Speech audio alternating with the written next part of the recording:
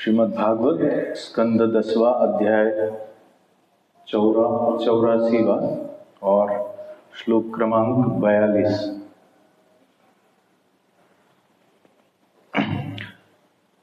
इति तद् वचनं श्रुत्वा वसुदेवः महामनः तान् ऋषीन् ऋत्विजः वव्रे मूर्ध्ना आनम्य प्रसाद्य च। श्रीशुक उवाच इति तद्वचनं श्रुत्वा वसुदेवो महामनः तान् ऋषीन् ऋत्विजो वव्रे मूर्ध्ना नम्य प्रसाद्य च। श्रीशुक उवाच इति तद्वचनं श्रुत्वा वसुदेवो महामनाः तान् ऋषीन् ऋत्विजो वव्रे मूर्ध्ना नम्य प्रसाद्य च। श्रीशुक उवाच इति तद्वचनं श्रुत्वा वसुदेवो महामनाः तान् ऋषीन् ऋत्विजो वव्रे मूर्ध्ना नम्य प्रसाद्य च।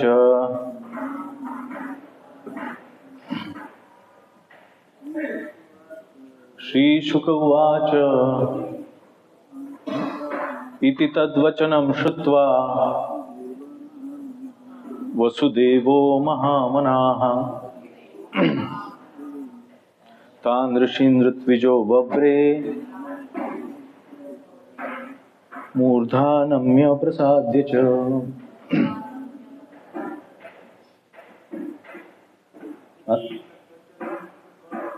इति तद्वचनं श्रुत्वा वसुदेवो महामनाः तान् ऋषीन् ऋत्विजो वव्रे मूर्ध्ना नम्य प्रसाद्य च। श्रीशुक उवाच इति तद्वचनं श्रुत्वा वसुदेवो महामनाः तान् ऋषीन् ऋत्विजो वव्रे मूर्ध्ना नम्य प्रसाद्य च।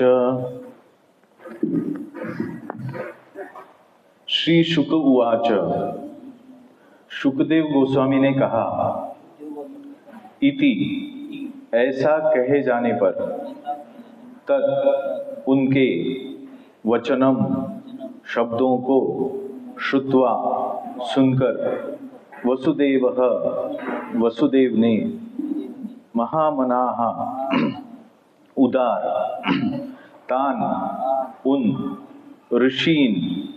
ऋषियों को ऋत्विजः पुरोहितों के रूप में वव्रे चुना मूर्ध्ना अपने सिर से आनम्य झुककर प्रसाद्य तुष्ट करके च तथा।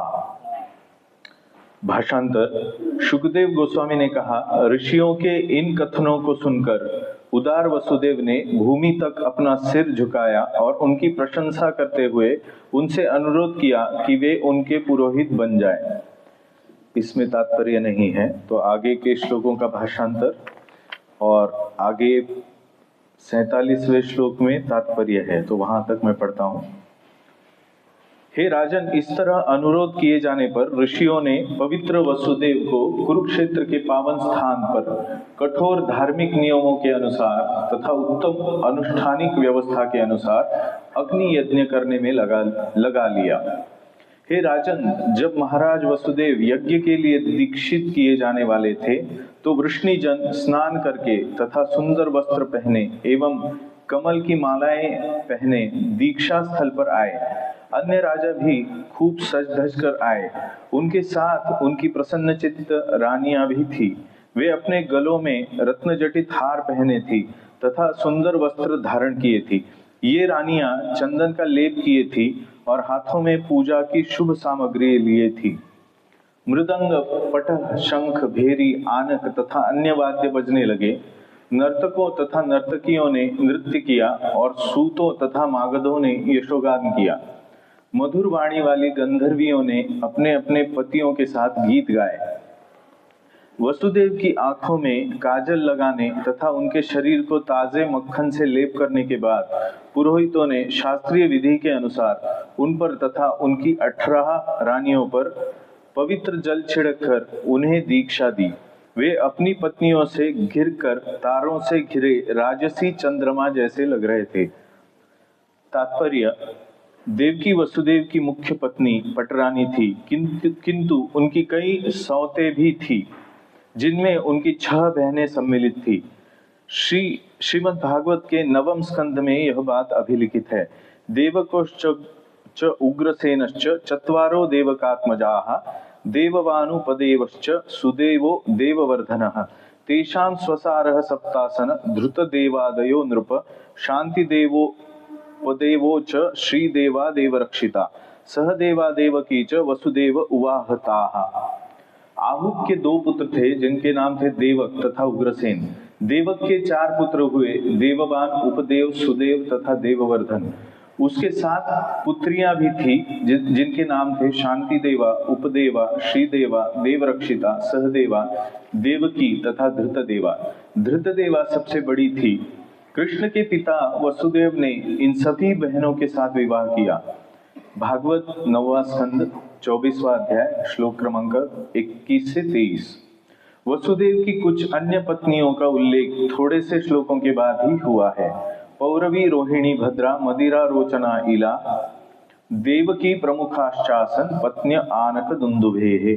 देवकी, पौरवी, रोहिणी, भद्रा, मदिरा, रोचना, ईला इत्यादि आनक दुंदुभी यानी वसुदेव की पत्नियां थी। उन सबों में देवकी मुख्य थी।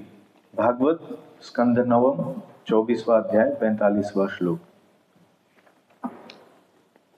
ओम अज्ञानतिमिरान्धस्य ज्ञानाञ्जनशलाकया चक्षुरुन्मीलितं येन तस्मै श्रीगुरुवे नमः।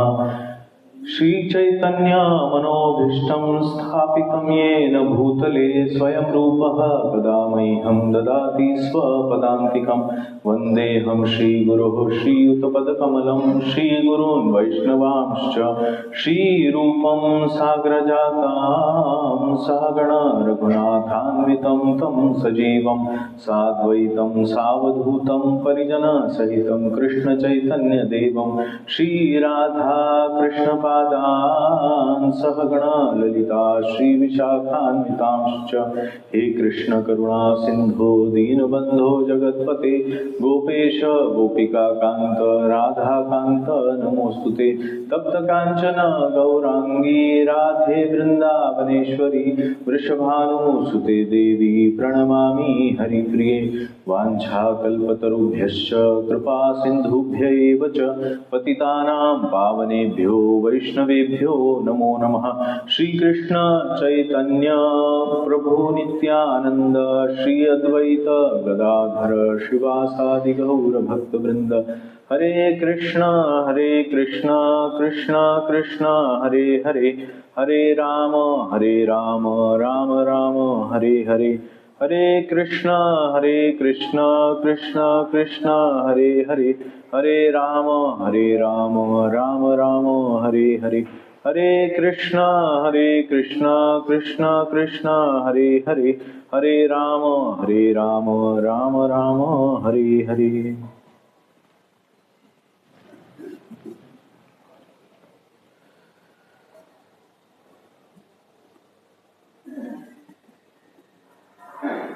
हरे कृष्ण। आज के श्रीमद् भागवत वर्ग में आप सब भक्तों का स्वागत है। तो यहाँ पे श्रीमद् भागवतम के 10वें स्कंध के 84वें अध्याय श्लोक क्रमांक 42 से 47 ये हम देख रहे हैं।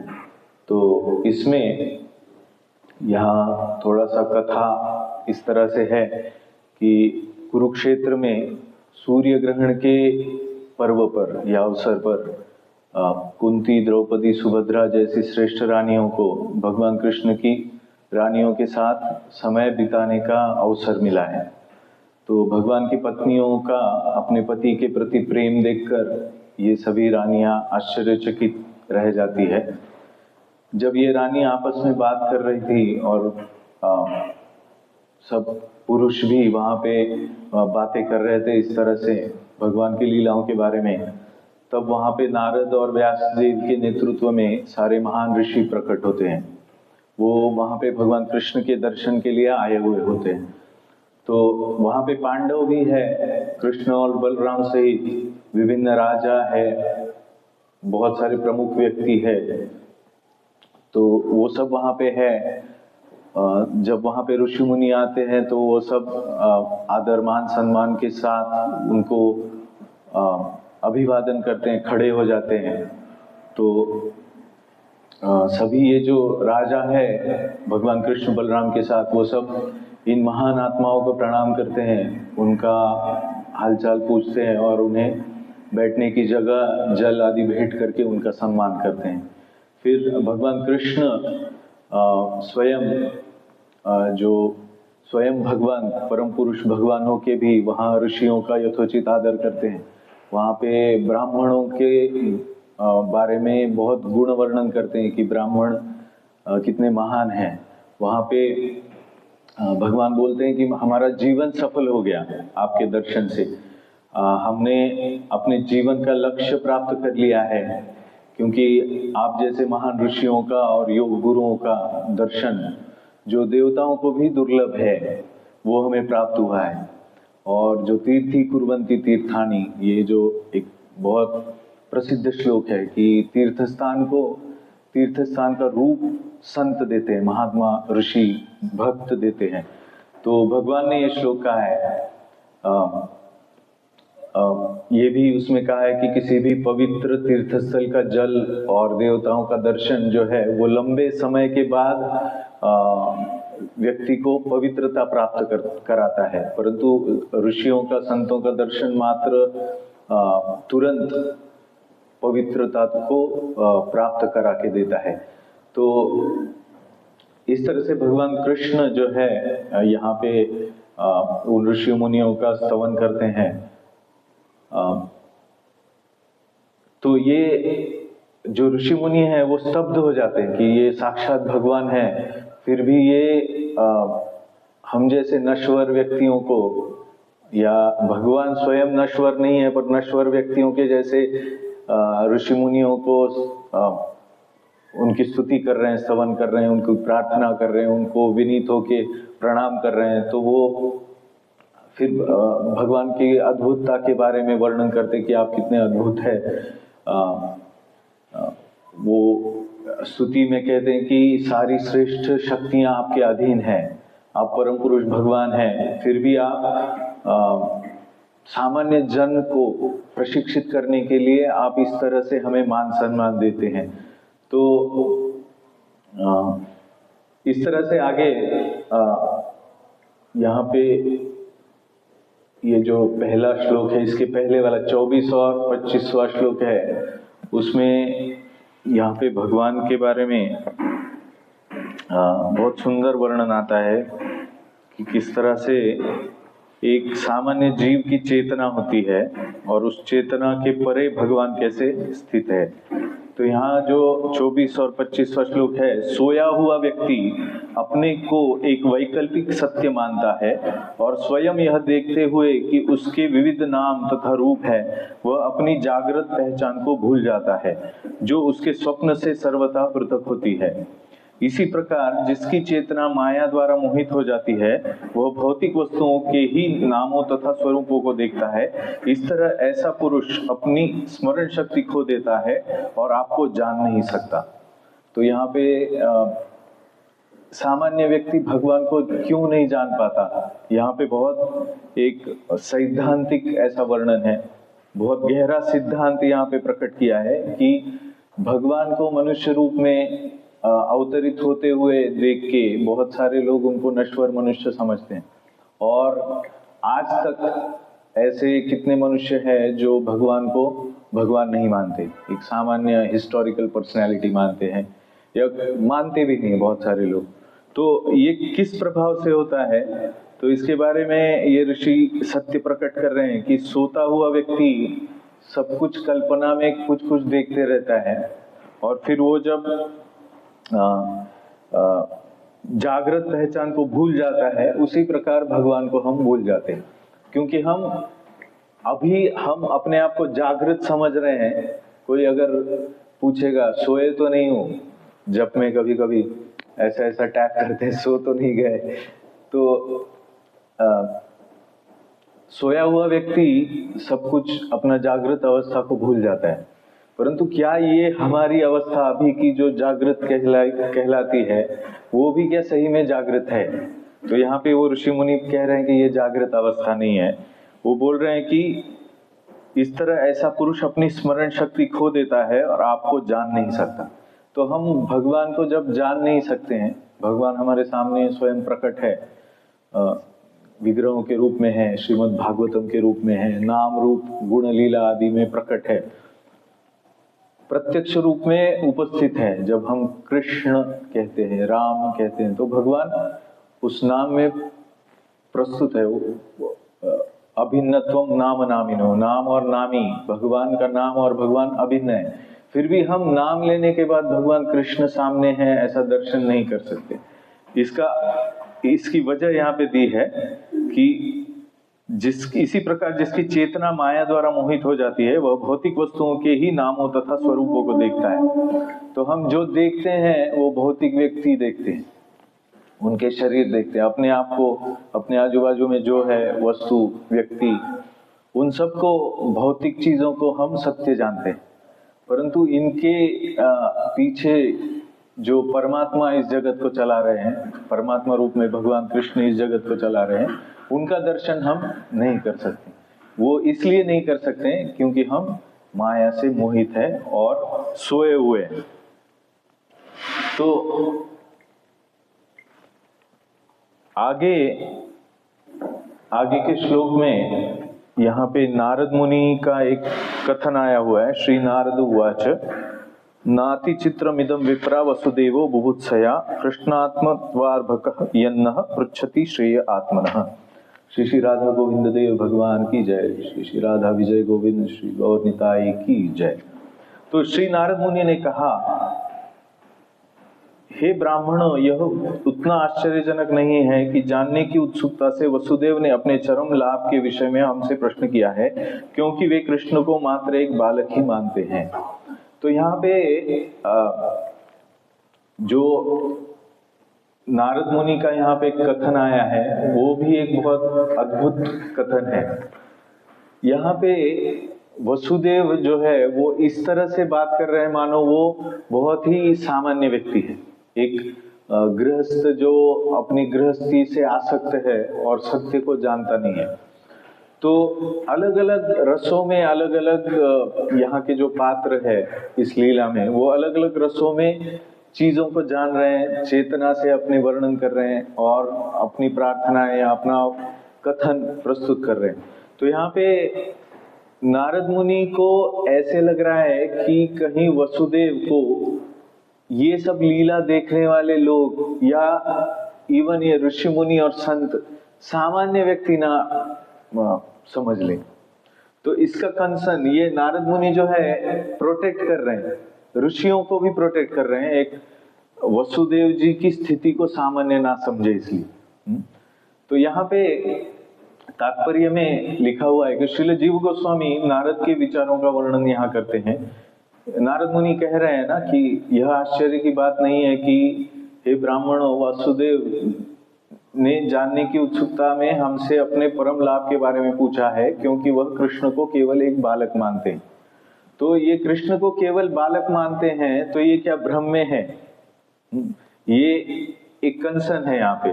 तो नारद मुनि यहाँ पे बता रहे हैं और और यहाँ पे जीव गोस्वामी ये वर्णन कर रहे हैं कि नारद समझ गए थे कि वासुदेव एक साधारण गृहस्थ होने का दिखावा करते हुए ऋषियों से कर्मयोग के बारे में पूछ रहे थे, जबकि वे उन आध्यात्मिक लक्ष्यों को प्राप्त कर चुके थे जो महान योगी और ऋषि भी प्राप्त नहीं कर सकते।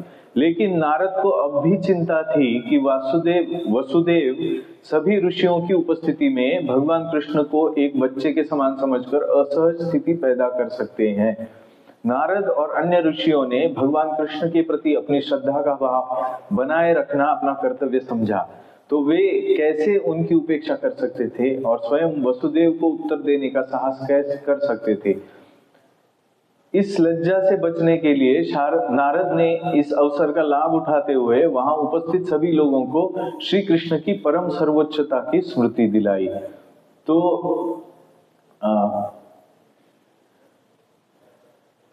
इस तरह से नारद मुनि कह रहे हैं कि ये भगवान श्री कृष्ण फिर से याद दिलाया, क्योंकि यहाँ पे वसुदेव जो है सामान्य भगवान को अपना बेटा समझते, वो भगवान नहीं समझते, उनका रस अलग है। तो ये रस जो है योग माया का, भक्तों के योग माया के स्थित होने का रस है, वो महामाया में भ्रम में नहीं है। भक्त वो भगवान को भगवान समझ के रस का आदान प्रदान नहीं करते हैं, वो उससे भी ऊपर का योग माया में स्थित आध्यात्मिक लोक के वात्सल्य रस का अनुभव कर रहे हैं।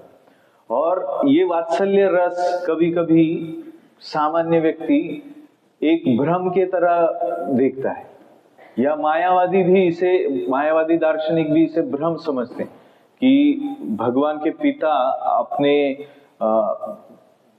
कृष्ण को, भगवान को एक बच्चा समझ रहे हैं, सामान्य बच्चा समझ रहे हैं, इसलिए ये भ्रमित है। तो इसलिए इस भ्रम को फिर से दूर करने के लिए नारद मुनि यहाँ पे भगवान की स्तुति करते हैं। तो भगवान की स्तुति होने के बाद यहाँ एक प्रश्न जो है वो फिर भी रह जाता है कि भक्ति योग ये सर्वश्रेष्ठ योग है। योगी नाम अपि सर्वेषां मद्गतिरंतरात्मनः श्रद्धावान यो भजते यो माम समे युक्त तमो मतः। सबसे उत्तम जो है योगी वो कौन है? भक्ति योगी है। तो अगर हम देखेंगे वैदिक सनातन धर्म के अलग जो योग के स्तर है, उसमें सर्वप्रथम है कि व्यक्ति भौतिकवादी होता है तो वो एक प्राणी के जैसा जीवन जीता है, एक पशु के जैसा जीवन जीता है। जैसे महाभारत में कहा गया है कि आहार निद्रा भय मैथुनम च सामान्य में तत् पशुभिर नराणाम। तो भय मैथुन, आहार निद्रा आदि सामान्य चीजें जो करते हैं वो पशु के समान होते हैं। और पशु भी धर्मे नहीं ना, पशु भी समान है, जिसमें धर्म की कोई जिज्ञासा नहीं है, धर्म के बारे में कोई लगाव नहीं है, वो व्यक्ति भौतिकवादी कहलाता है और वो पशुवत है। तो अगर हम हमारे जीवन में सिर्फ भौतिक चीजों की, विषयों की, इंद्रियों की तृप्ति की इच्छा रखते हैं और सब कुछ हम उन इंद्रियों की तृप्ति के लिए देखते हैं, अपने सामने जो वस्तु आए, अपने सामने जो व्यक्ति आए, जो परिस्थिति आए, उन सबको हम अपने उपभोग के लिए, अपनी अनुकूलता के लिए व्यवस्थित करते हैं, तो हम पशुवत जीवन जीते। इसमें कोई बड़ी बात नहीं है। आज कलयुग में श्रील प्रभुपाद की सीख यही है कि कलयुग में सारे जीव इतने तमोगुण में हैं कि वो वास्तविकता सिर्फ ये समझते हैं कि मैं कैसे सारे साधन सामग्री का, मेरे पास जो संपत्ति है, मेरे पास जो वस्तुएं हैं, व्यक्ति मेरे पास आजू बाजू में है, उनका कैसे उपभोग करूं। तो ये उपभोग की मानसिकता जो है पशुवत है। इससे थोड़ा सा ऊपर जो व्यक्ति होता है वो अपनी इच्छाओं की तृप्ति के लिए कर्मों का अनुष्ठान करता है। तो कर्मों का अनुष्ठान में कोई सिंसियर होता है, पढ़ाई करता है, अपना करियर बनाता है, वो थोड़ा सा अपने इंद्रिय तृप्ति को डिले करता है कि थोड़ा इंद्रिय तृप्ति अच्छा होने के लिए मुझे श्रम करना पड़ेगा, परिश्रम करना पड़ेगा, और इसीलिए मैं कर्तव्य रूप से मेरा सारा एक एज अ स्टूडेंट, जब वो छोटा होता है, मैं मेरा पढ़ाई करूंगा, मैं अच्छे से माता पिता के आशीर्वाद लूंगा, उससे मैं गुरुजनों के सामने विनीत रहूंगा, उनसे सीखूंगा, और उसके बाद क्या करूंगा? विवाह करूंगा, अपनी इंद्रियों को तृप्त करूंगा। तो इस तरह से वो सिंसियरिटी को अपना धर्म मानता है। और इस तरह से जो भी कुछ करता है वो अपने मन की अपने समाज की ओर देख के अपने मनगढ़ंत ढंग से वो अपने को जो बुद्धि से समझ में आता है, विवेक से उसके समझ में आता है, उस तरह से अपने जीवन में प्रगति करने की कोशिश करता है।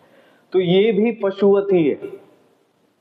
इसके आगे जब वो व्यक्ति वैदिक ज्ञान का सहारा लेता है, ऋषि मुनियों ने जो ग्रंथ दिए हैं उन ग्रंथों का सहारा लेता है और उसमें जो विधि बताए, उत्तम भोगों के लिए जो विधि बताए, उन विधियों को अपने जीवन में श्रद्धा पूर्वक ग्रहण करता है, उसे कर्म कांड के स्तर पर स्थित व्यक्ति बोला जाता है, कर्म कांडी बोला जाता है। तो ये जो वसुदेव पूछ रहे हैं ये प्रश्न कर्म कांड जैसा है। जो आज का श्लोक, इससे पहले के श्लोक है, इसमें वसुदेव ने जो पूछा है, हे राजन, सुखदेव गोस्वामी ने कहा, हे राजन, तब मुनियों ने वसुदेव को संबोधित करते हुए फिर से कहा, जबकि भगवान, एक मिनट,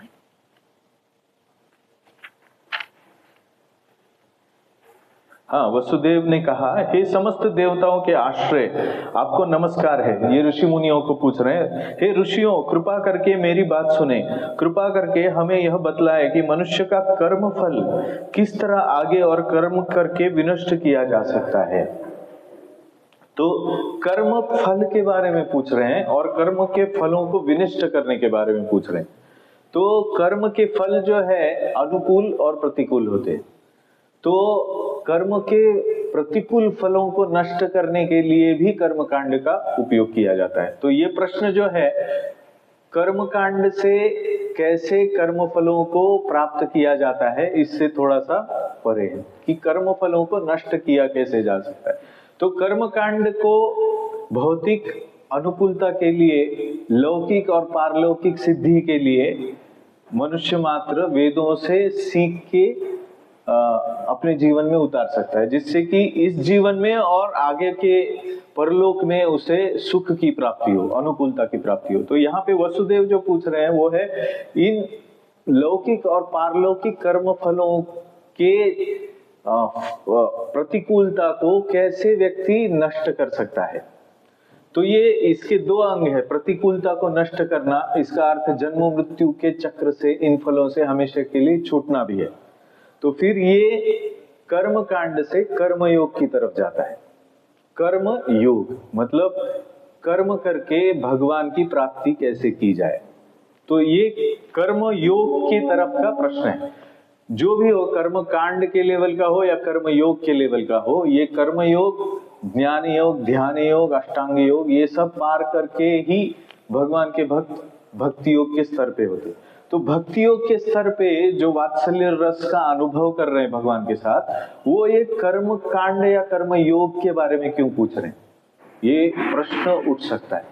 तो यहाँ पे ये नारद मुनि देख रहे हैं कि नारद मुनि समझ रहे हैं कि ये वसुदेव का जो प्रश्न है, ये प्रश्न वसुदेव के बारे में अपराध की चेतना ना जागृत कर बैठे, वसुदेव की स्थिति को कम ना आके, ऋषि मुनि हो या ये ग्रंथ रूप में आगे लीला है, तो सामान्य व्यक्ति और मायावादी इसे कोट करके ये ना कहे कि देखो वसुदेव भी कर्मयोग के बारे में पूछ रहे हैं, भक्ति योगी हो के भी, तो कर्मयोग श्रेष्ठ है। ऐसी धारणाएं भी इससे हो सकती हैं। तो इसलिए यहाँ पे क्लियरली जीव गोस्वामी को उद्धृत करते हुए प्रभुपाद के शिष्यों ने यहाँ पे वर्णन किया है कि नारद मुनि इसके बारे में थोड़ा सा क्लैरिफिकेशन करना चाहते थे। तो आगे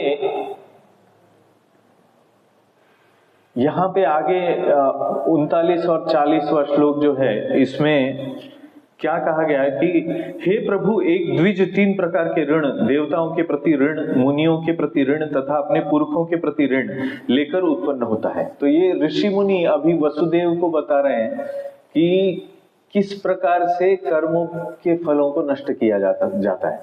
तो कर्म के फलों को नष्ट करने के लिए जो फल है उसमें ऋण का जो भाग है, जैसे मेरे पास एक घर है, मैंने घर खरीदा है, पर वो मैंने एक ऋण लेके खरीदा है, मैंने उसका मैं इंटरेस्ट दे रहा हूं, तो मुझे कुछ ये कर्म का फल जो है इसमें ऋण का भी भाग है। तो ऋषि मुनि कह रहे हैं, ये सामान्य व्यक्ति को जैसे उपदेश कर रहे हो, वैसे तो देवर्षि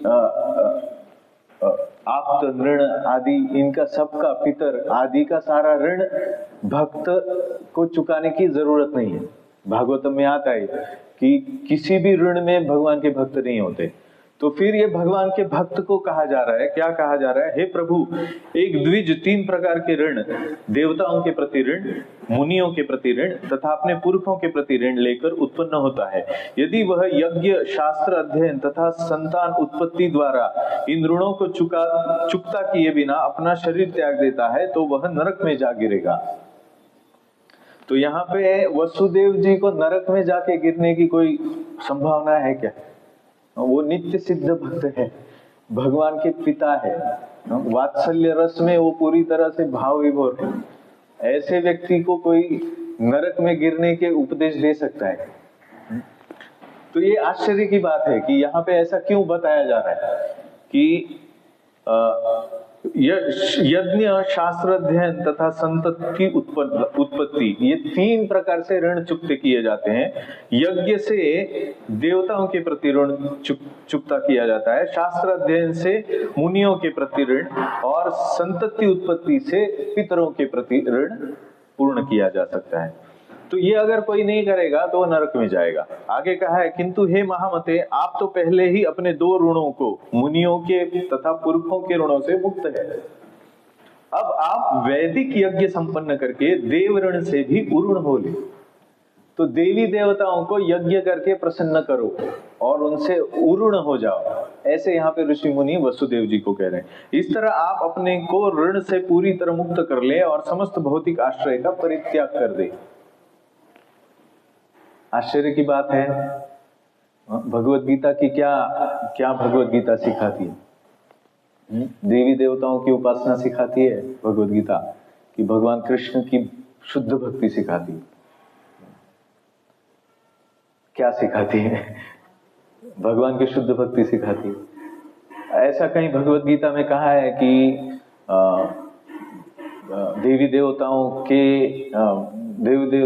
की उपासना नहीं करनी चाहिए, ऐसा कहीं लिखा है? काम स्थै ऋत ज्ञान प्रपद्यन्ते अन्य देवता। काम से जिनका ज्ञान हर चुका है, ऐसे लोग अपनी इंद्रियों की तृप्ति के लिए अलग अलग देवी देवताओं की उपासना करते हैं।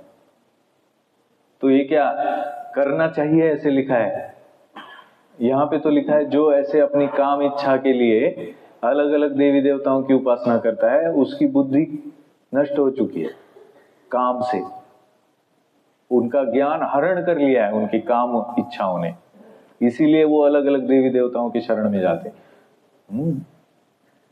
वसुदेव जी को फिर देवी देवताओं से उऋण होने के लिए कहा है। तो दोनों में फर्क है, ऋण चुकता करना और काम से पीड़ित होके भौतिक इच्छाओं के लिए देवी देवताओं की उपासना करना, इन दोनों में फर्क है। तो ये फर्क हमेशा ही हमें ज्ञात रखना चाहिए। और यहाँ पे जो और एक बहुत महत्वपूर्ण बात है कि अगर हमें ऐसा लगे कि ये क्या हो रहा है कि भगवान के पिता होकर भक्ति में, सिद्धता की स्थिति में, वात्सल्य रस में स्थिर होके भी यहाँ कर्मयोग का विषय क्यों है? क्योंकि भगवत गीता में देवी देवताओं को संतुष्ट करने की बात कर्मयोग के 3रे अध्याय में आती कि एवं प्रवर्तितम चक्रम नानुवर्तयति है अघायु इंद्रियारामो मोघम पार्थ सजीविति। जो देवी देवताओं से अलग अलग चीजें प्राप्त करके उनको संतुष्ट करने के लिए यज्ञ चक्र का अनुष्ठान नहीं करता, एवं प्रवर्तितम चक्रम, ये चक्र है। देवी देवता आपको कुछ देंगे, आप देवी देवताओं को वो ऑफर करो। तो ये जो चक्र है सृष्टि का, ये अगर कोई फॉलो नहीं करता है तो क्या होता है? अघायु, उसका जीना व्यर्थ है। इंद्रियाराम, वो इंद्रियों में ही लगा रहता है। मोघम पार्थ से जीवित, वो एक भ्रम में जीता है, भगवान कहते हैं। तो वहां पे कर्मयोग में ये आता है कि देवी देवताओं के साथ आदान प्रदान, ये विषय कर्मयोग का है। तो यहाँ पे पिता भगवान के होकर भी, वात्सल्य रस में भक्ति में होके भी ये क्यों कहा जा रहा है, ये बहुत महत्वपूर्ण रीति से हमें समझना पड़ेगा। तो ये हमें देखना है कि सामान्य चेतना के जो व्यक्ति होते हैं वो आध्यात्मिक स्तर पर कार्य नहीं कर पाते हैं। शारीरिक चेतना के परे जिनकी पहुंच नहीं जा पाती, उनके उद्धार के लिए भक्ति योग की विधि कर्मयोग से होकर बन सकती है। तो ऐसा नहीं है कि सबको भक्ति योग के जो विधि विधान है वो धारण कर पाए। भगवान 12वें अध्याय में भी योग लैडर उसमें क्या बोलते हैं कि ये अगर कर नहीं पाओ तुम ये करो, ये नहीं कर पाओ तो ये करो, ये नहीं कर पाओ तो ये करो, ये नहीं कर पाओ तो ये करो। इस तरह से भगवान अलग अलग स्टेजेस देते। वहां पे भगवान का स्पष्ट रूप से हमें ये भाव दिखता है कि सब व्यक्ति भगवान को हमेशा ही भक्ति योग में कनेक्ट नहीं कर सकते, क्योंकि बहुनाम जन्मनामन्ते ज्ञानवान माम प्रपद्यते। भगवान को प्राप्त करने के लिए बहुत जन्म के ज्ञान का अनुसरण करने के बाद भगवान को कोई शरण जा सकता है, ऐसे कोई भगवान का भक्त नहीं बन सकता है। तो इसीलिए हमारा वैदिक सनातन धर्म जो है वो ऐसा नहीं है कि किसी एक भावना के, किसी एक चेतना के, किसी एक मार्ग के ही व्यक्ति को वो उपलब्ध है। तो वैदिक सनातन धर्म जो है अलग अलग वर्णों के लिए, अलग अलग आश्रमों के लिए, आश्रमों में अलग अलग स्तर के व्यक्ति के लिए अलग अलग विधि विधान बताता है। तो इसके लिए जो भगवत गीता की सीख है कर्मयोग की, वो सीख किसी स्तर के व्यक्ति के लिए, ज्ञान योग की सीख किसी स्तर के व्यक्ति के लिए, भक्ति योग की सीख किसी स्तर के व्यक्ति के लिए, ध्यान योग, यज्ञ का आचरण, ये सब भी उसमें दिया है, वो किसी स्तर के लिए। हर एक कोई अधिकारी नहीं होता है हर एक स्तर का। तो कर्म योग जो जिसके लिए बताया, ये जो प्रकरण आ रहा है वो गृहस्थ, वसुदेव गृहस्थ है और वसुदेव एक क्षत्रिय भी है। तो उनके प्रभाव का, उनके सारी संपत्ति का यहाँ पे वर्णन आया है, ऑपुलेंसेस कि कितनी रानियां हैं उनकी, कैसे सज धज के बैठे हैं, किस तरह से सुंदर यज्ञ याग के लिए कितना अरेंजमेंट किया हुआ है, वहां पे कितने स्वर्गलोक से ये गंधर्व गा रहे हैं, गंधर्वियां और गंधर्व जो पति है उनके, वो उनके लिए गा रहे हैं। तो हम देखते हैं कोई शादी होती है बड़ी, कोई उत्सव होता है, तो वहां पे ये सारा अरेंजमेंट आज भी लोग करते हैं। तो इस तरह से ये सब जो है इस बैकग्राउंड में लोग रहते हैं इस जगत में। हर एक कोई थोड़ी ऐसा है कि वो सन्यासी बन चुका है और सबके लिए भक्ति योग ही सिखाया जा रहा है। ये अलग अलग स्तर के व्यक्ति के लिए अलग अलग धर्म के उपदेश है। और यहाँ पे ये बहुत महत्वपूर्ण हमें सीखना है कि ये सारे जो भक्त है वो अलग अलग स्तर के लोग उनको अलग अलग स्तर से देखते हैं। जैसे भगवान को भी ये यथा माम प्रपद्यन्ते ताम तथैव भजाम्यहम्, जिस तरह से लोग मुझे शरण आते हैं उस तरह से मैं उनको अलग अलग सिद्धि या अलग अलग स्थान प्रदान करता हूँ, अलग अलग स्थिति प्रदान करता हूँ। मम वर्तमानुवर्तन्ते मनुष्याः पार्थ सर्वशः, ऐसे ही सारे मनुष्यों के साथ भी होता है, भगवान बोल रहे हैं। तो हर एक लीला जो है भगवान के भक्तों के लिए तो है ही, परंतु अलग अलग स्तर के वैदिक धर्म के जो अनुयायी हैं उनके लिए भी उसमें सीख है। तो इसीलिए कर्मयोग का प्रकरण जैसा यहाँ पे थोड़ा सा हमें प्रतीत होता है। और दूसरा ये भी है कि कर्मयोग के प्रकरण में शुद्ध भक्तों का भी यहाँ पे स्थान है, उनको भी यहाँ पे प्रस्तुत किया गया है। तो जो इन सब को पढ़ता है, इन सब, कभी कभी श्रील प्रभुपाद ये भी कहते कि रासलीला में इंटरेस्ट होता है, सिर्फ किसी किसी व्यक्ति का सिर्फ रासलीला में इंटरेस्ट होता है, बाकी मत बताओ कुछ फिलोसॉफी, सिर्फ ये conjugal living affairs between Radha and Krishna, Radha और कृष्ण का प्रेम का जो संबंध है वो हमें देखना है। फिल्म में भी गाने बनते हैं राधा कृष्ण के ऊपर, और उसमें ये प्राकृत एक हीरो होता है और एक हीरोइन होती है, और उनमें मानो ये राधा कृष्ण के जैसे हैं, इस तरह से भाव करके उनमें काम भाव का एक आरोप किया जाता है। तो इस तरह से लोग राधा कृष्ण की लीला तक को छोड़ते नहीं है, कर्मी लोग या पशुवत आचरण करने वाले लोग। तो इसलिए हर एक जीव के लिए अलग अलग स्तर पे ये लीला अलग अलग रूप से अलग अलग भक्त भी आदान प्रदान करते हैं। तो यहाँ पे ऋषि मुनि अपना काम कर रहे हैं। ऋषि मुनि जो बताए गृहस्थ ने उसका क्या करना चाहिए वो उपदेश कर रहे हैं। और यहाँ पे वसुदेव जी भी एक सामान्य व्यक्ति जो ऐसे घर गृहस्थी में है, ऐसे संपत्तियों से घिरा हुआ है, ऐसे बहुत सारे भोग सामग्री से घिरा हुआ है, उसके लिए कैसा उत्तम व्यवहार है वो बता रहे हैं। तो जो सामान्य व्यक्ति होता है वो शारीरिक बद्ध चेतना में इंद्रिय विषयों को सर्वस्वी अपना साध्य मानता है, हमेशा अभावग्रस्त रहता है, मतलब हमेशा ही उसे कुछ ना कुछ चाहिए रहता है, पराधीन हो जाता है, कभी सुख कभी दुख से विचलित होता रहता है, और जो भी कर्म करता है उसका उद्देश्य इंद्रिय भोग रहता है, तो उसकी दृष्टि उस उद्देश्य से कर्म करती रहती है। तो ये जो भी वसुदेव जी का प्रश्न है, ये कर्म के फल से वो मुक्त कैसे हो? एक सामान्य व्यक्ति वो अपने आप को सामान्य बता रहे हैं, महान व्यक्ति कभी कभी इस तरह से अपने आप को बहुत सामान्य बताते हैं ताकि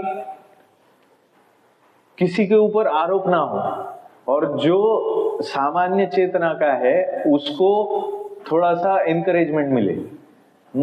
जैसे अगर किसी ऑफिस में सब कलीग्स काम करते हैं तो उसमें से जो बॉस होता है, उनका टीम लीडर होता है, वो कभी कभी जो दोष है अपने ऊपर ले लेता है।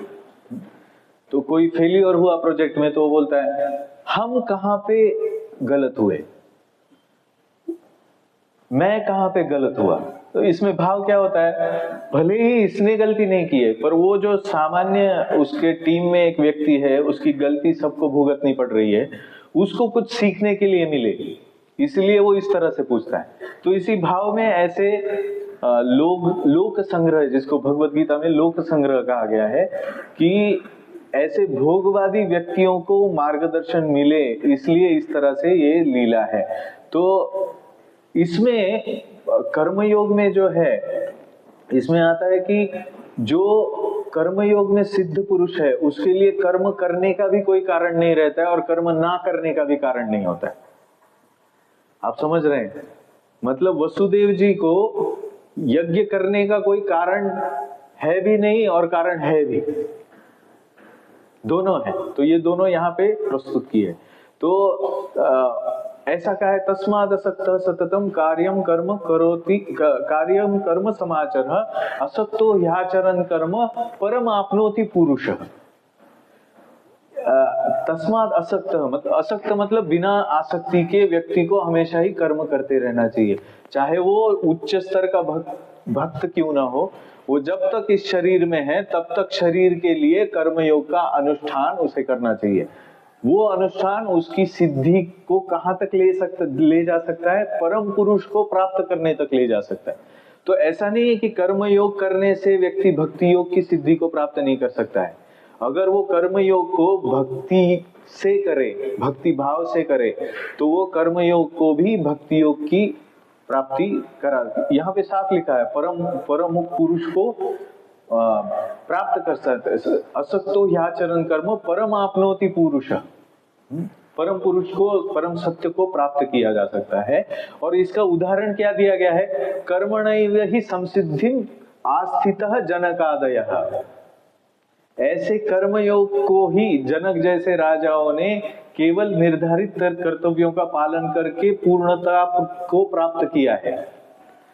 तो इस तरह से जब एक गृहस्थ का जीवन एक भक्त भी जीता है तो उसे अपने आप को इतना श्रेष्ठ नहीं समझना चाहिए कि वो सारे ऋषि मुनियों के, साधु संतों के परे ऑलरेडी स्थित हो चुका है और वो बस मैं भक्त हूँ, भक्ति योगी हूँ, इसलिए मुझे ये कुछ करना ही नहीं है, मेरे गृहस्थ के कर्तव्य। इस तरह से भ्रम में नहीं पड़ना चाहिए। ये सारे जो विधि विधान है वेदों के, उनका आदर भगवान के पिता भी करते हैं और सीता माता के पिता भी करते हैं। इनका निर्वहन सिर्फ इनका निर्वहन भक्ति में करना है, काम में नहीं करना है, काम को प्राप्त करने के लिए नहीं करना है, भक्ति योग में करना है। तो जब तक शरीर है और शरीर के प्रति आसक्ति है, शरीर के भोगों के प्रति आसक्ति है, तब तक हम भक्त नहीं कहलाए जा सकते। कर्मयोग का अधिकारी वो व्यक्ति है जो भौतिक आसक्ति में है, कर्म की आसक्ति में है।